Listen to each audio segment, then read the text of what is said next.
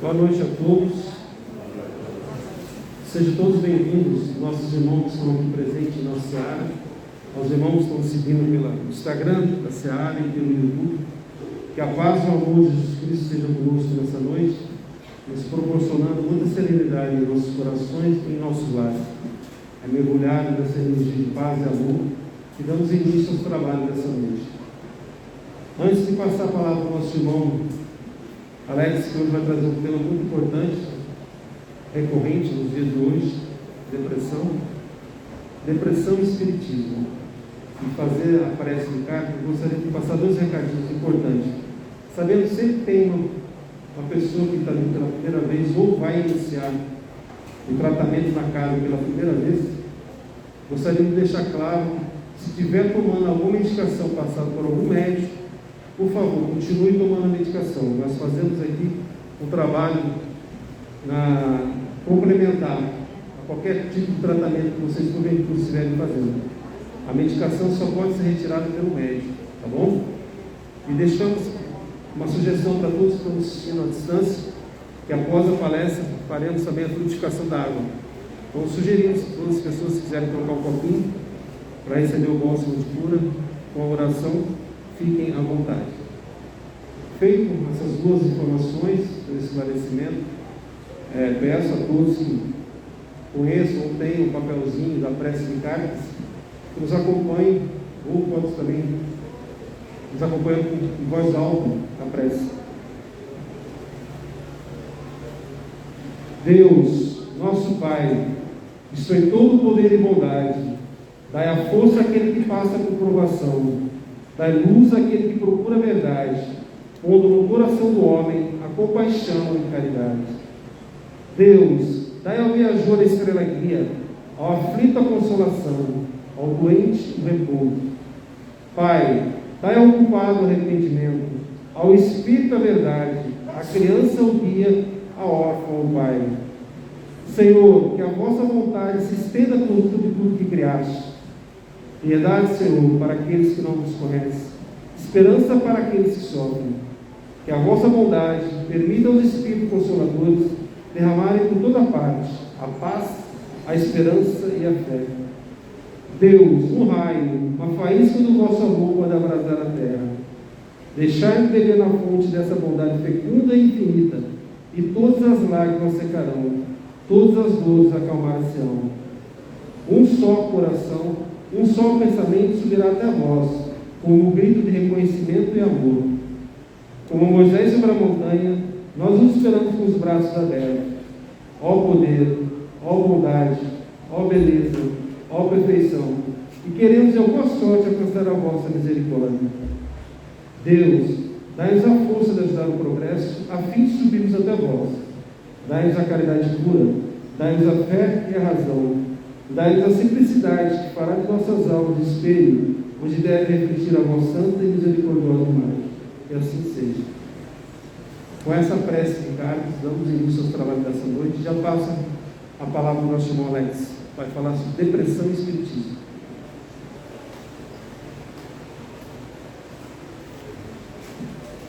Obrigado.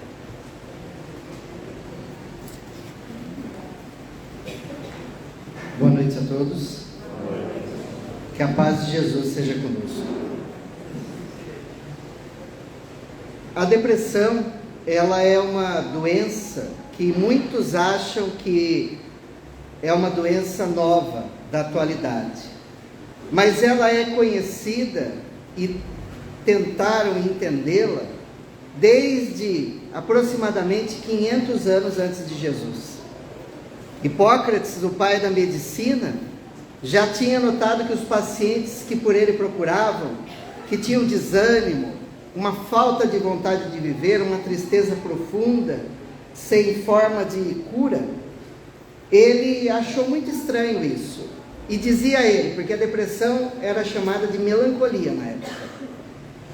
Hipócrates falava o seguinte: a melancolia é uma afecção sem febre, na qual o espírito triste permanece sem razão, fixado numa mesma ideia, constantemente abatido. Por que ele dizia isso?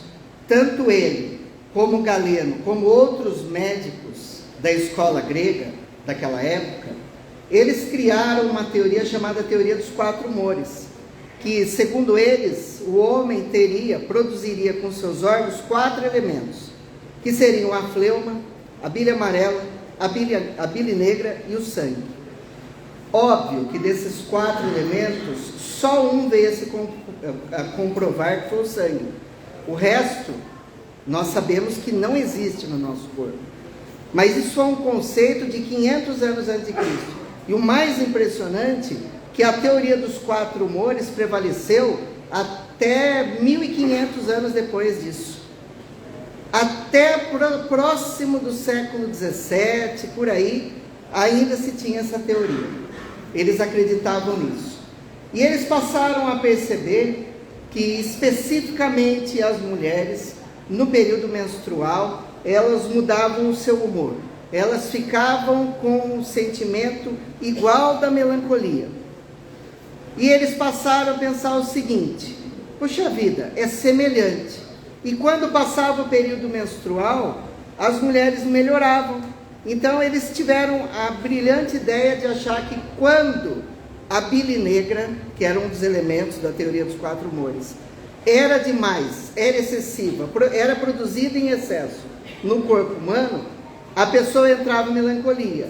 E como as mulheres extravasavam através do ciclo menstrual essa bile negra, elas ficavam curadas, eles tiveram a ideia de fazer o quê? Fazer com as pessoas sangrias vomitórias e provocar diarreias. Sangria, para quem não sabe, é cortar o corpo para sair sangue, para eliminar tudo que é coisa ruim, todos os elementos ruins que tem no sangue. Ou seja, a pessoa que não morresse de desidratação morria de depressão. Então estava tudo resolvido o problema. Essas práticas duraram mais de 1000 anos, para vocês terem uma ideia. O presidente George Washington nos Estados Unidos teve pneumonia e eles praticaram a sangria para tentar curá-lo. Mataram ele, obviamente, né? Ele não morreu de pneumonia, mas da sangria que realizaram. A palavra melancolia vem do grego melanokolis, que quer dizer bile negra. Por isso tem essa nomenclatura. Passa-se o tempo, nós chegamos na Idade Média, que é chamada de Idade das Trevas, Idade das Sombras, que não foi bem assim. A Idade Média foi uma idade muito importante para a ciência, para a medicina, para revoluções tecnológicas. Muita coisa boa aconteceu. É que o pessoal vê só a parte negativa. Mas uma coisa foi predominantemente negativa que ocorreu nessa época: a ação da religião sobre a ciência. A religiosidade clássica, a religiosidade fanática, ela é terrível e o mundo não precisa disso. Porque uma coisa é a religiosidade, outra coisa é a religião e outra coisa é o religioso fanático.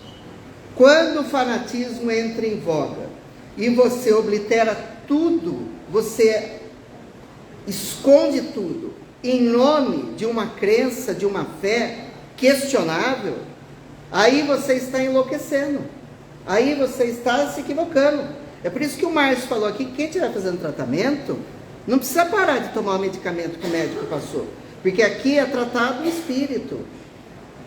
Eventualmente, no tratamento se trata o corpo, mas através de um outro corpo chamado perispírito. Então, diretamente, ninguém aqui vai cortar o corpo, fazer nada. Então, um tratamento não interfere no outro. É ciência e religião trabalhando junto. Mas na Idade Média, não. A religião determinava tudo. O cristianismo, então, vigente, determinava o que devia ser feito e o que deixava de ser feito. A ciência, ela não avançou tanto por causa da religião. Tanto é que, para vocês terem uma ideia, um médico na Idade Média, ele não podia dissecar um corpo, ele não podia abrir um corpo para conhecer os órgãos. Porque isso era considerado um pecado, que você estava pervertendo o corpo humano, você estava indo contra a grandiosidade divina.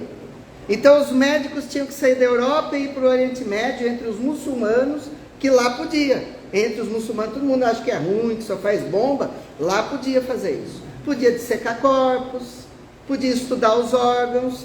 Aí eles voltavam do Oriente Médio e escreviam um livro na Europa com o conhecimento que adquiriram com os médicos muçulmanos do Oriente Médio.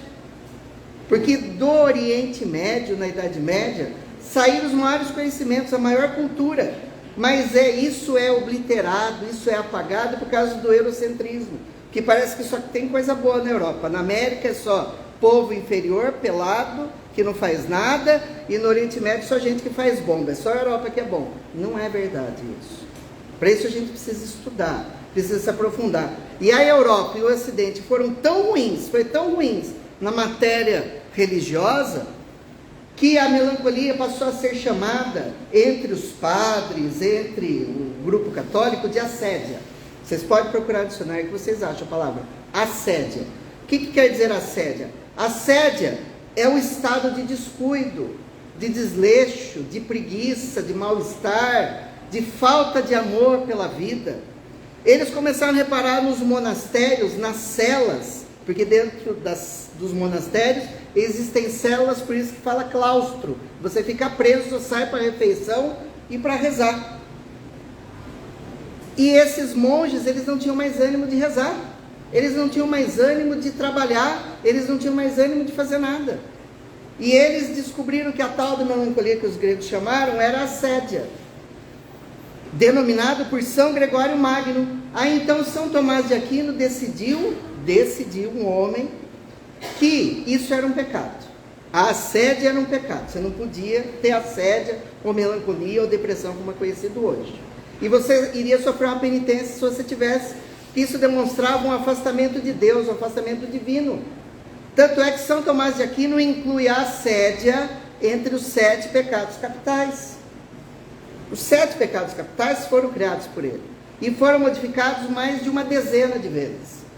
Numa dessas vezes, a assédia fazia parte. Então, quem tinha a depressão, ou a pessoa fingia que não tinha nada, ou ela ia para o Oriente Médio tratar, porque lá eles tratavam, porque lá não era pecado você ser depressivo. Então, nós ficamos envoltos num período terrível. Galileu Galilei teve que negar a sua teoria heliocêntrica, porque eles achavam que a Terra era o centro do mundo. Chegou-se a achar que a Terra era plana, que é um absurdo, que até pouco tempo atrás muita gente também achava, mesmo depois de tanta prova e de tanta forma de você verificar o mundo, né? Ou seja, a loucura tem todos os aspectos. Mas eles acreditavam que a Terra era o centro do mundo, e que o Sol e os planetas giravam ao redor da Terra. Não. Galileu Galilei, assim como Nicolau Copérnico, vieram falar que o Sol era o centro, e que a Terra e os outros planetas giravam ao redor. Essa é a teoria helocêntrica. A igreja mandou ele negar essa tese, porque senão iam matá-lo. Então, passamos aproximadamente uns 800 anos de ato em que não se pôde desenvolver a ciência, até que vem a era das revoluções no mundo. Primeira revolução das 13 colônias dos Estados Unidos, depois a Revolução Francesa, com os ideais de liberdade, igualdade e fraternidade, eles impulsionados pelo iluminismo, que é a ciência sobrepujando a fé, do racionalismo, da ética.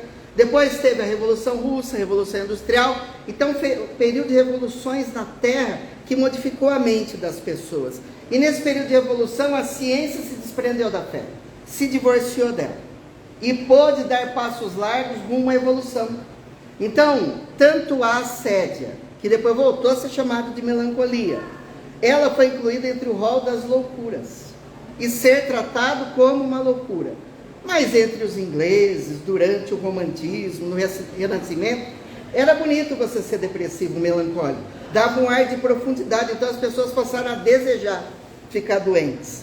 Mal sabíamos que a pessoa morria, que a pessoa deixava de viver, que a pessoa tinha uma escuridão dentro de si, mas o sintoma de profundidade era bonito. Aparecem então cientistas para tratar as doenças mentais, porque então só tinha uma, loucura. E aparece no século XIX um cientista chamado Philippe Pinel, que ele, saindo da Sorbonne e indo inaugurar e comandar um sanatório em Paris, humaniza o tratamento das doenças mentais e decide que nem tudo é loucura, que existem graduações dos transtornos mentais, entre eles mania, melancolia, demência e idiotismo, porque ele cria o Tratado Médico-Filosófico da Alienação Mental ou Mania. Um tratado médico-filosófico. É por isso que hoje, faz tempo que não se usa, porque hoje não se usa nada, né? Aliás, hoje não se fala, né? Hoje é tudo cifrado, é tudo código. Mas quando a gente falava, na época que usava a palavra inteira, a gente falava que a pessoa que era louca, ela era Pinel, por causa do Dr. Felipe Pinel, porque ele foi o grande mente que descobriu os transtornos mentais e suas idiosincrasias.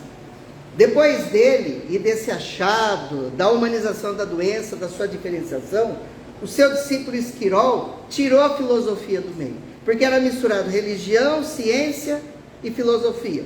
Ele tirou a religião, tirou a filosofia e ficou só a ciência como é até hoje, descobrindo que não era um problema da teoria dos 4 humores, que não era uma má vontade da pessoa, mas que a pessoa estava doente, e seria um problema bioquímico, que estava começando a se entender o que eram neurônios, o que eram hormônios, o que eram elementos elétricos, porque os neurônios, eles funcionam nas células cerebrais através de impulsos elétricos, que funcionam, e que o corpo é como se fosse uma bateria produzindo eletricidade.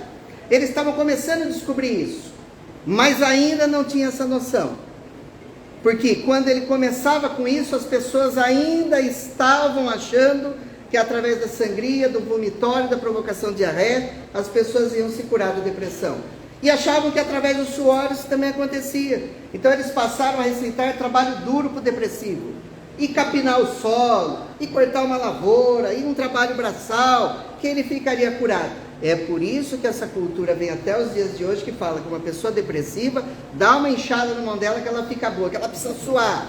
É uma ignorância que as pessoas trazem de 500 anos atrás e não muda a cabeça, não se transforma. Por isso que só 3 coisas funcionam abertas na vida, gente: a mente, o guarda-chuva e o livro. Se você fechar, nenhuma delas funciona.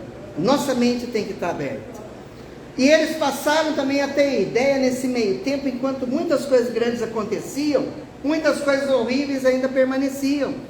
Eles queriam desviar o foco da dor para uma outra dor. Então eles passaram a praticar espancamento com os doentes, afogamentos, para eles se curarem da depressão. Então quem não morria dos eletrochoques, dos espancamentos, dos afogamentos, das sangrias, dos vomitórios, das diarreias, através da tração, morria de depressão. Então nós passamos um período muito difícil, até que esses homens conseguiram consolidar o rol da psiquiatria, que não existia. Aparece então a figura de Sigmund Freud, que escreve o livro Luto e Melancolia. Porque para Freud, o sentimento de luto era um sentimento de perda, de dor, quando você perdia um ente querido. Por que a melancolia era semelhante ao luto para Freud? Porque se no luto você perde alguém e sente a dor, na melancolia você perde a si mesmo. A dor, a escuridão é por você perder a sua alma, você perder o seu espírito. Aparece então o gigante Allan Kardec, o codificador da doutrina espírita. Um ano antes da psicologia ser criada como um rol de tratamento, de terapia, ele traz a Revista Espírita em 1858. Foram 11 anos de Revista Espírita, em que ele diz que é uma revista de estudos psicológicos. Ele inaugurava os estudos psicológicos e a forma de terapia através da doutrina espírita. Que a doutrina espírita não é só frequentar a casa espírita, receber passe, tratamento, tomar água purificada. A profundidade do espiritismo é o seu conhecimento, é o tratamento de acordo com o que Jesus orientou, através da verdade que liberta. Porque Jesus asseverou: conhecereis a verdade e ela vos libertará. Através do entendimento, nós nos libertamos do egoísmo, da angústia, na mágoa, do ressentimento. Nós ficamos mais saudáveis, nós ficamos mais fortes para vencer as dificuldades, mais resignados e automaticamente mais plenos, para ter uma vida mais longa, para ter longevidade com qualidade, porque não adianta você ter 100 anos caindo aos pedaços, que você tenha 80, 90 com qualidade de vida, com força, com raciocínio, com lucidez, e tudo isso é possível. A ciência atual nos mostra que isso é possível. Avança então a ciência e ela descobre então a depressão com todas as suas dificuldades e todos os seus problemas. A ciência consegue entrar dentro do cérebro humano, descobrir que os neurônios, assim como eles produzem vida, eles podem provocar morte, eles podem provocar desânimo, tristeza, que a nossa felicidade e a nossa infelicidade são impulsionados por hormônios. neurotransmissores ou neuropeptídeos que nós produzimos. Porque até hoje nós falamos com as pessoas que nós a amamos de todo o coração. Dizem os especialistas que no futuro a gente vai falar que a gente vai amar a pessoa de toda a nossa serotonina. Porque de todos os neurotransmissores que nós produzimos, que são milhares, nós produzimos 3 específicos, que eles equilibrados, nós temos a saúde perfeita e a lucidez perfeita. Eles desequilibrados, nós adoecemos, física e mentalmente, que é a serotonina, noradrenalina e dopamina. Para vocês terem uma ideia, a dopamina, quando eu produzo ela em excesso, o meu cérebro produz ela em excesso, eu me torno esquizofrênico. Quando eu produzo ela pouco, quando tem falta da produção dela, eu tenho a doença de Parkinson. Então aí nós podemos entender que esses elementos eles são efetivos e necessários para a nossa vida física, para a nossa vida de relação, para os nossos sentimentos e as nossas emoções. Porque quem ama, quem sente, quem odeia, quem tem prazer, quem tem desprazer, quem tem fome, não tem, é o espírito. Mas ele precisa de equipamentos, como o motorista precisa do volante do carro para guiá-lo. Se esses equipamentos não estiverem funcionando bem, o carro não vai funcionar bem, ele não vai virar para o direito, não vai virar para a esquerda, não vai dar seta, vai parar no meio do caminho. Da mesma forma, o nosso corpo físico, ele tem que estar funcionando perfeito para que o espírito tenha a sua plenitude de ação. Por isso que os médicos, eles têm que entender que tem que ser tratado corpo e espírito. Infelizmente, os médicos da atualidade separam o corpo do espírito, tratam o corpo e desprezam o espírito. É por isso que há tantas pessoas doentes no mundo. O número de depressivos no mundo alcança 1/3 da população mundial. É muita coisa. E disso decorrem 1 milhão de suicídios por ano no mundo. Também é muita coisa em decorrência disso. E a depressão passou a ser verificada como uma síndrome, não como uma doença, porque quando tem mais de 10 sintomas já é síndrome, não é doença. E as características básicas da depressão é tendência à negatividade, autoestima baixa, pensamentos inúteis, obsessivos e repetitivos, tristeza constante, irritabilidade, apatia, sono excessivo ou falta dele, falta de energia, desânimo, angústia, mudança no apetite, etc. A depressão pode ser a comum, a unipolar, aquela que é o desânimo, a escuridão interna, a falta de vontade de viver, mas só para esclarecer, você ficar triste um dia ou dois é normal e é até bom. É até bom para você refletir. O que você não pode estar triste constantemente. A depressão é caracterizada por uma tristeza que dura 24 horas por dia, 7 dias por semana. Se você perguntar para o depressivo se ele está feliz, ele nem sabe o que é isso. Ele não tem felicidade. Se a pessoa tem felicidade no meio da tristeza, ela não está depressiva. Ela está triste, como todos nós ficamos, temos altos e baixos na nossa vida. Então é bem diferente. O mais interessante é que o processo obsessivo também é 24 horas por dia, 7 dias por semana. Aí nós nos perguntamos, o processo obsessivo causa depressão ou a depressão atrai o processo obsessivo? Ambas as coisas acontecem. Por isso que tratar o corpo, tratar a alma e tratar o espírito são inevitáveis para a saúde perfeita, para a plenitude do ser. E os antidepressivos? Os antidepressivos foram criados para estimular o cérebro, produzir esses elementos. Para quê? Para a pessoa ficar curada? Não, o antidepressivo não cura ninguém. Existem pessoas que tomam antidepressivos há 20, 30 anos e não se curam da depressão. Por quê?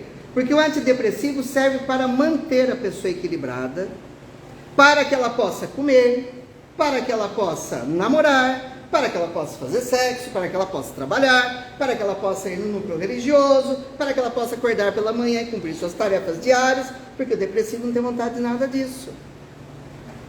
Só isso. Enquanto isso, o terapeuta trata os porões da alma.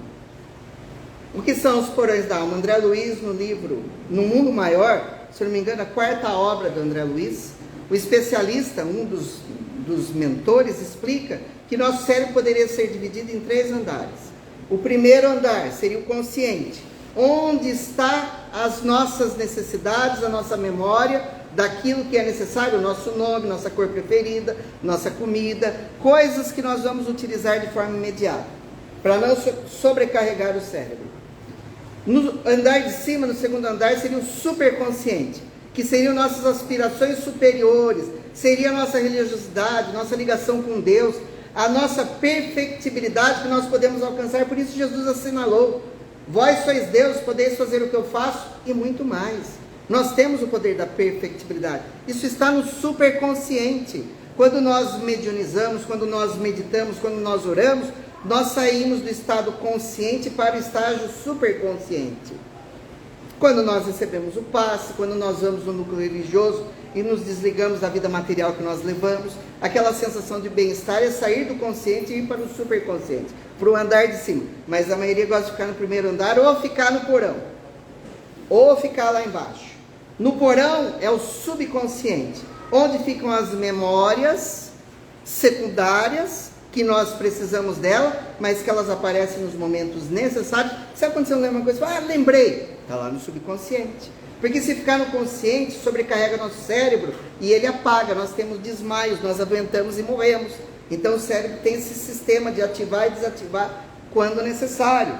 Então nos porões da alma, além de ficar a memória secundária, que é ativada de vez em quando através do cheiro, um perfume você lembra de alguém, uma comida você lembra de um momento, e aí por diante, também ficam guardados as nossas experiências de existências anteriores, de outras reencarnações, e ficam guardados também os nossos demônios da alma, que são os nossos ressentimentos, a nossa mágoa, a nossa cólera, a nossa ira, nosso rancor. De vez em quando o povo do porão se mistura com o povo do primeiro andar, que não quer chegar no segundo andar, e nosso cérebro vira uma bagunça. E daí nós adoentamos mentalmente. Chega um período na nossa vida que o nosso corpo faz com que o pessoal do porão se junte com o pessoal do primeiro andar, para que a gente resolva aquilo que a gente jogou por debaixo do tapete uma vida inteira. Tarefas que nós procrastinamos, que nós deixamos para lá, que nós falamos, depois eu resolvo.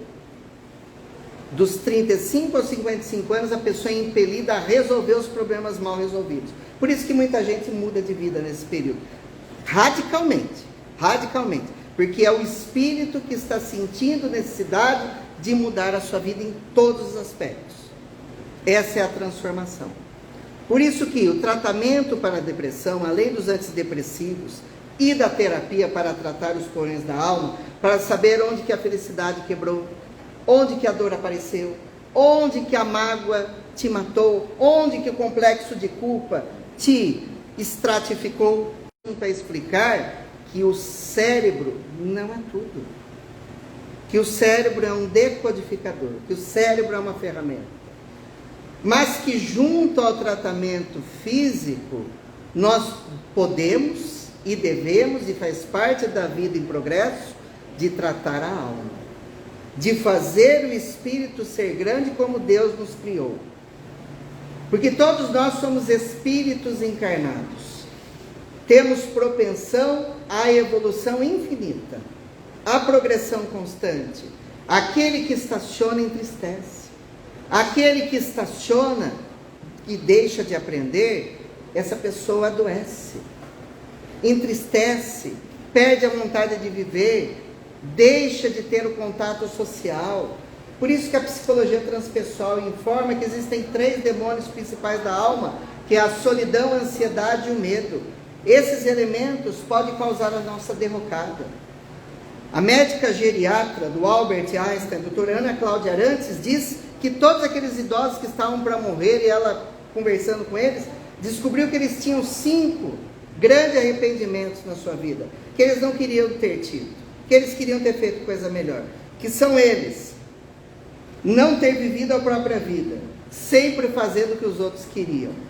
Quantas vezes nós vivemos o que os outros querem? Nós fazemos o que os outros querem, nós comemos o que os outros querem, nós vestimos o que a massa manda. Segundo, não ter demonstrado afeto. Quando a pessoa que passa pela vida e não dá um abraço, não dá um sorriso, não dá um beijo, não fala uma palavra de carinho, porque vergonha de demonstrar afeto a gente tem. Mas vergonha de agressão verbal, de ofensa, de humilhação, ninguém tem vergonha. Então a gente precisa tomar muito cuidado com isso. As mulheres foram submetidas durante muito tempo por causa do machismo dos homens, que além de não saber demonstrar afeto, submetia as mulheres, porque elas são muito mais inteligentes que a gente e muito mais sensíveis, que essa é a proposta da Unesco desse século, o empoderamento da mulher.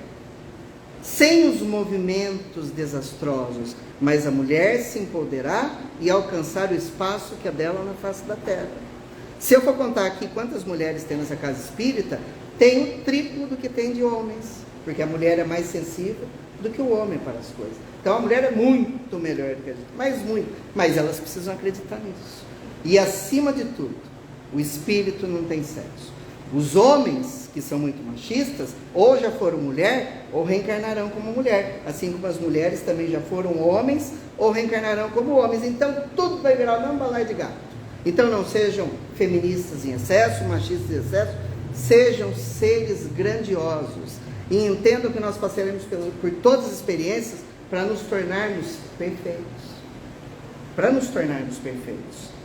Depois ela diz que o terceiro arrependimento é que eles diziam que eles gostariam de ter ficado mais com seus amigos. Quantas vezes nós nos isolamos socialmente, nos isolamos das pessoas queridas, porque ninguém é bom, ninguém presta, e por causa de uma coisa besta. Vamos viver uma vida social, para isso fomos criados. Quarto, não ter trabalhado tanto. Nós trabalhamos para viver e vivemos para trabalhar. Ave Maria, cuidado. Além do trabalho, existe a vida, o entretenimento, os prazeres, a religião. Tem um monte de gente que abandona o núcleo religioso, que tem que ter 2, 3 empregos. Gaste menos e viva mais com Jesus, vai ser mais feliz. Aí depois fica desenvolvendo doença e todo aquele dinheiro que ganhou vai ter que gastar para tratar a doença, porque não soube tratar o espírito.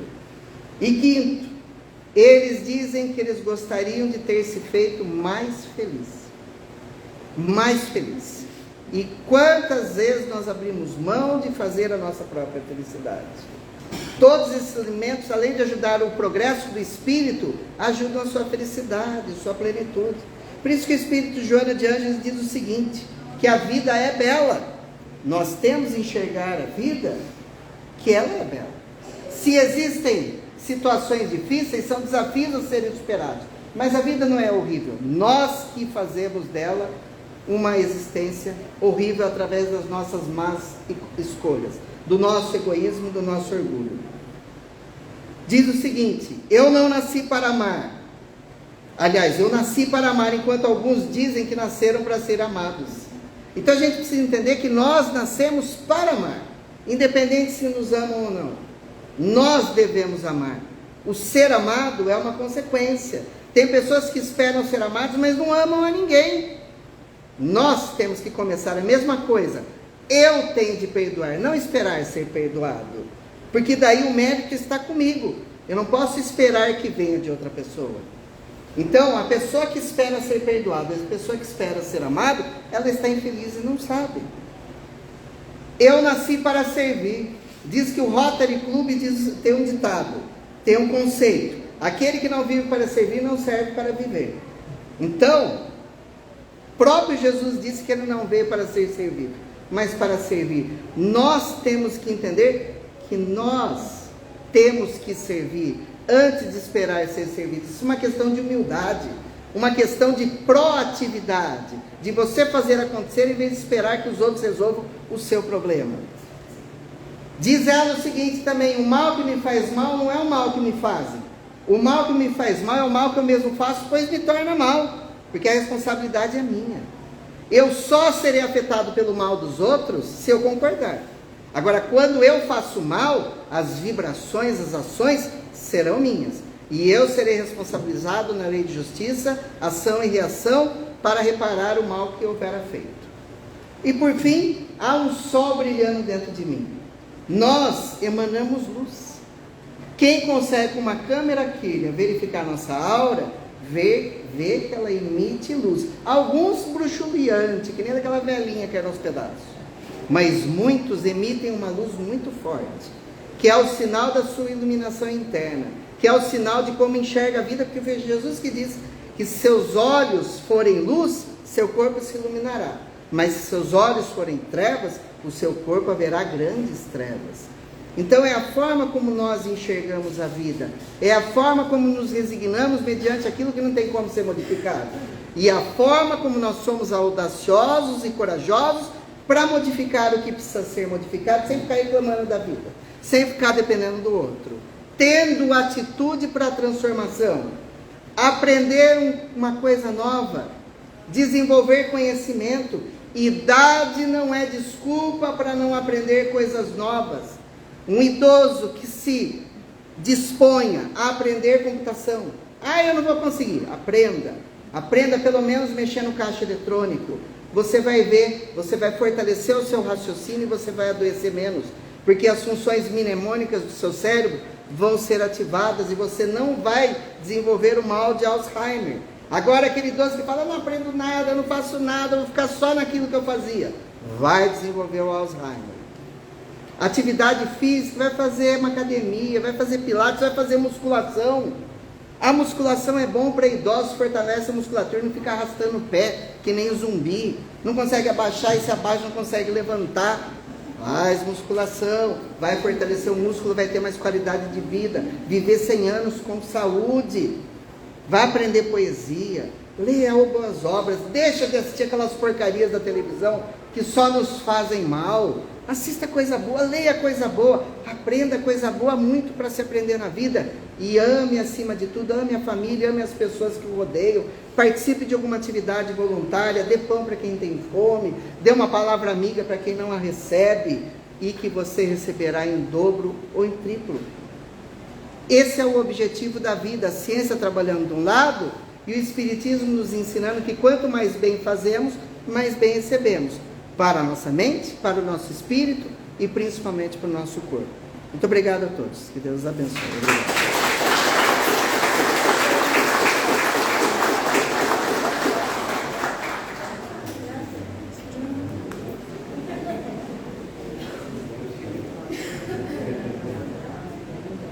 Bom, não tenho o que falar, né? O nosso irmão, ele me fez sentir amado. Eu acho que muita gente se sentiu amado. Então você fez o papel hoje, transbordou seu amor, as suas informações. É um tema tão delicado, você trouxe a evolução de tudo que aconteceu, até chegar no Espiritismo, que é justamente isso, essa empolgação de você querer que as pessoas reconheçam.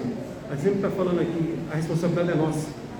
Cada um tem que ver aquilo que pode fazer da melhor maneira possível, bem, sem olhar quem, e sempre enxergar que o seu grande, seja o problema que está próximo, é a sua solução. É a pessoa que está próxima está te ensinando, te dando a oportunidade de você ser melhor. Como ele me falou, a gente tem que estar sempre agindo com amor à frente. Meu irmão, a gente agradece de coração pela sua explanação, seu carinho com a casa. Que Deus lhe dê muita saúde, continue levando a sua informação a mais muitos outros irmãos. E agradecemos de coração e vamos passar para a nova fase agora do trabalho. Deixamos aqui agora aviso a todos que estão nos seguindo que a gente vai fazer oração de purificação da água. Vamos chamar nosso irmão José Luiz para fazer a oração.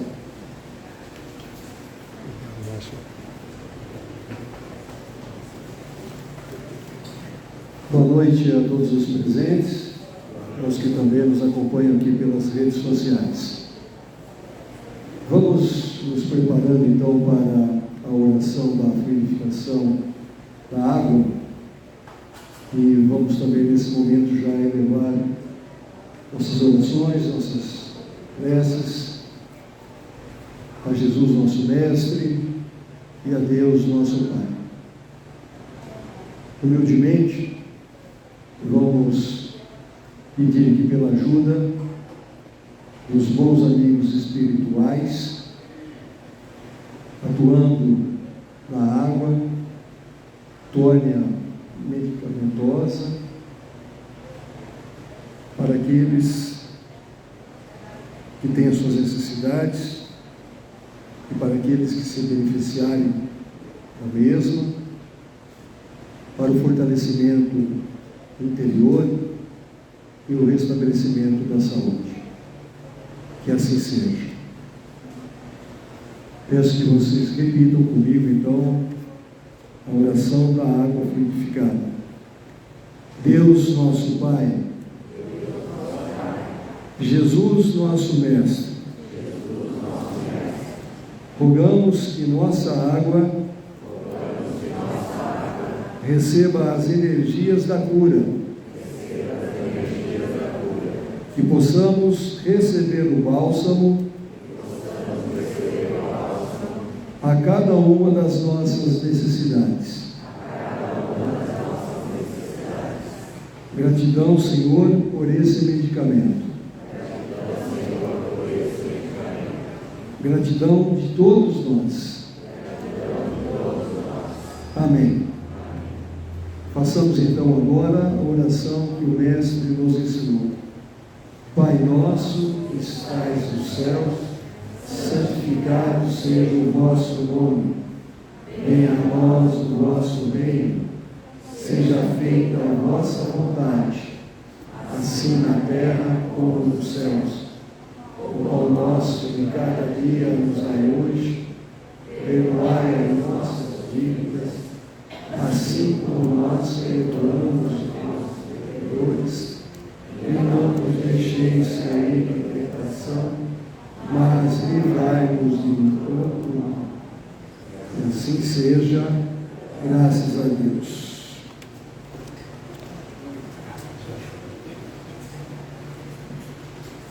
Agradecemos ao nosso irmão José Luiz pela oração de purificação da água e deixamos a todos os nossos irmãos que estão nos seguindo pelo Instagram, pelo YouTube, um abraço fraterno, que a paz e o amor de Jesus Cristo estejam com vocês ao longo da semana e até quarta-feira. José, sabe dizer? Tem que publicar, né?